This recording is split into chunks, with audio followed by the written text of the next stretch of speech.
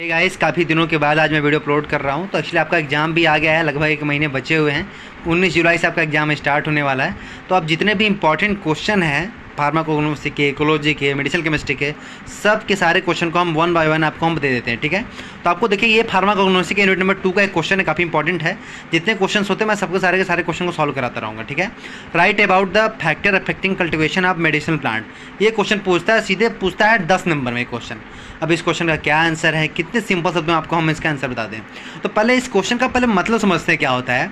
तो पहले आपको समझना पड़ेगा कल्टीवेशन ऑफ मेडिसिनल प्लांट। तो जो हमारे प्लांट्स होते हैं उनका कल्टीवेशन का मतलब होता है जुताई बुआई, ठीक है। मतलब जोतना हुआ, बोना हुआ, इन्हीं को हम बोलते हैं कल्टीवेशन के नाम से। तो जो हमारे प्लांट्स जिनको हम जोतते हैं, बोते हैं, उनको कौन कौन से फैक्टर अफेक्ट करते हैं जब ये काम करने जाएंगे, जब हम जोतने जाएंगे, जब हम बोने जाएंगे, उसी के बारे में हम बात करने वाले हैं।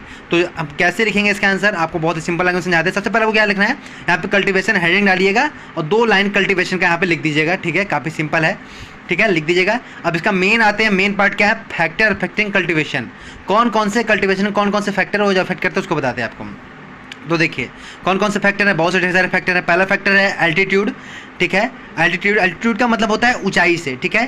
Temperature, rainfall, temperature, type of soil, fertilisers and pest control, ठीक है। ये हमारे कुल टोटल 6 फैक्टर डिपेंड करते हैं कल्टीवेशन हमारा इन 6 फैक्टर पे डिपेंड करता है। जिसमें सबसे पहले हम बात करते हैं एल्टीट्यूड के बारे में, ठीक है। देखिए हमारे पे एल्टीट्यूड लिखा गया है, एल्टीट्यूड लिख लेना।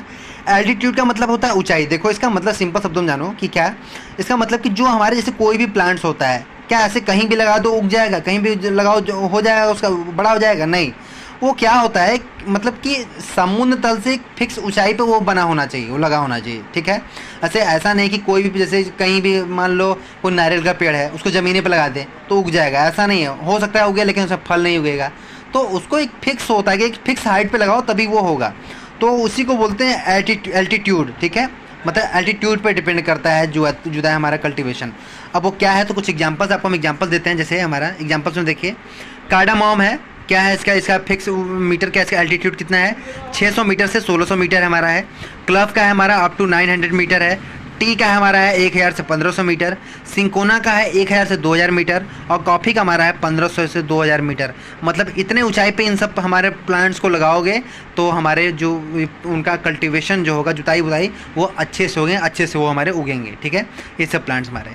तो ये काफ़ी सिंपल शब्दों में नोट्स लिखा है, आप इसको लिख लीजिएगा। फिर दूसरा आता है टेम्परेचर। टेम्परेचर पर भी डिपेंड करता है।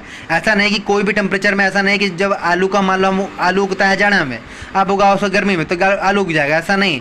तो हर चीज़ का, हर प्लांट का एक टेम्परेचर बना होता है। देखो तो कल्टीवेशन हमारा टेम्परेचर पर भी डिपेंड करता है। जैसे कार्डामोम हमारा 50 से 100 डिग्री फ़ारेनहाइट पर, टी हमारा 70 से 90 फ़ारेनहाइट पर, सिंकोना हमारा 60 से 75 फ़ारेनहाइट पे, और कॉफ़ी हमारा 55 से लेके 70 फ़ारेनहाइट पे।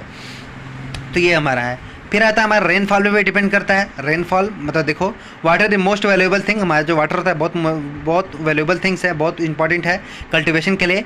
इट ऑब्टेन्ड बाय रेनफॉल और इरिगेशन। ये हमारा रेनफॉल और ये हमें कैसे मिलेगा, कैसे, तो हमें कैसे होगा ये, तो हमारा रेनफॉल और इरिगेशन का मतलब सिंचाई से होता है, ठीक है। अब आपको दिखाते हैं इसके आगे का चीज़। तो देखिए फिर इसका कुछ कौन कौन से मेथड हैं। तो कौन कौन से मेथड भैया तुम्हारा है, hand watering method. Hand watering method क्या करते हैं, हम पौधे के पास जाते हैं, उसको पानी देते हैं, ठीक है। फ्लूइड वाटरिंग आता है, मेड़ बना के तालाब से मान लो कोई पानी मेड़ बना के उसमें डाल दे प्लांट को। बूम वाटरिंग आता है, बूम वाटरिंग में छोटे छोटे पाइप के द्वारा देते हैं। ड्रिप इरिगेशन है, स्प्रिंकल है, फव्वारे वगैरह के द्वारा।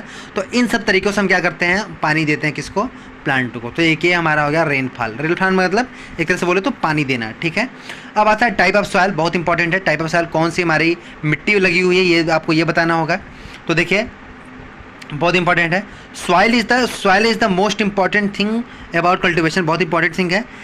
According to their particle size के बेस पे सॉइल आर फॉलोइंग टाइप। बहुत टाइप के होते हैं। कौन कौन से टाइप होते हैं, fine clay, slate, fine sand, coarse sand. ये हमारे 4 टाइप के होते हैं कौन से, सॉइल, ठीक है। फिर आता है 5 नंबर फर्टिलाइजर्स मतलब जो खाद वगैरह मिला रहे हैं, तो लिख देना है कि फर्टिलाइजर्स प्रोवाइड एडिक्वेट न्यूट्रिएंट। बहुत ही एडिक्वेट मतलब पर्याप्त न्यूट्रिएंट देता है to the plants during cultivation के दौरान।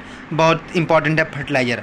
अब फर्टिलाइजर में देखिए हमारा कौन कौन सा, एग्जाम्पल के लिए प्राइमरी न्यूट्रिएंट है, NPK है, सेकेंडरी न्यूट्रिएंट है, copper, manganese, iron, boron, ETC, ये सब हमारे हैं, ठीक है। फिर 6वें नंबर आता है पेस्ट कंट्रोल।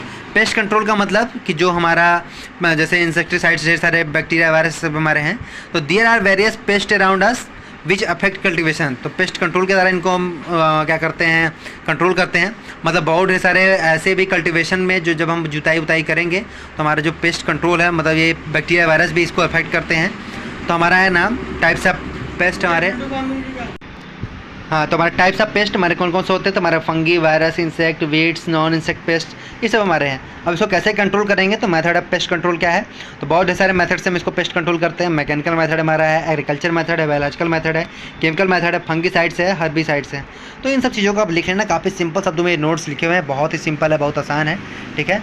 आप इसको नोट डाउन करिए, नोट्स बनाते रहिए, ठीक है। आपके एग्जाम्स काफ़ी करीब है, काफ़ी इंपॉर्टेंट क्वेश्चन है, काफ़ी बार पूछा जाता है। ऐसे आपको हर क्वेश्चन का मैं आपको आंसर देता चला जाऊँगा, ठीक है। चलिए मिलते हैं आपसे नेक्स्ट वीडियो में, तब तक के लिए बाय बाय।